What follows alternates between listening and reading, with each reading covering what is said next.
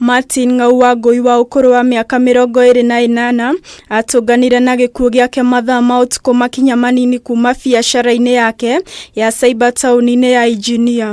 Ũndũ ũrĩa ũtigĩte andũ a nyũmba yake na ciũria nyingĩ, amu thutha ũcio mwĩrĩ wake wacokire gũtwarwo nyũmba ya kũiga mĩĩrĩ ya thibitarĩ wa Engineer level 4. Kũrĩ maũndũ monekire gũkũ Engineer marĩa marimo nĩ brother yakwa yoragirwo. Nĩ oneka gũthe nginya ũthiũ ũguo na nĩ mũhũre rithathi yaha ngoro-inĩ ikaumanĩra na thutha. Kũringana na arata ake a hakuhĩ, maugĩte matirĩ maigua Ng'au arĩ na ngucanio yothe na mũndũ, gũkũ gĩkuũ gĩake gĩgĩtiga aingĩ na ciũria itarĩ na anja. Maigua magucanĩti na mũndũ atĩ nengera mbia ciakwa kana nĩ wanjĩkire kana nĩ ũnjĩkĩte. By the way, Martin akoretwo we mũndũ ona wa gũthikĩrĩria. Andũ a nyũmba ĩno nĩ morĩtie maabitha a ũtuĩria hamwe na borithi kuma ceceni ya borithi ya Kinangop kũhĩka mĩhang'o ya gwetha kĩhoto kĩa mwana wao nĩguo mahote gũthika mwĩrĩ wake. Ndamũthaitha thirikari ĩtĩkĩrai tuone kĩhoto gitũ kĩa mwana ũcio witũ nĩgetha ona tũkĩmũthika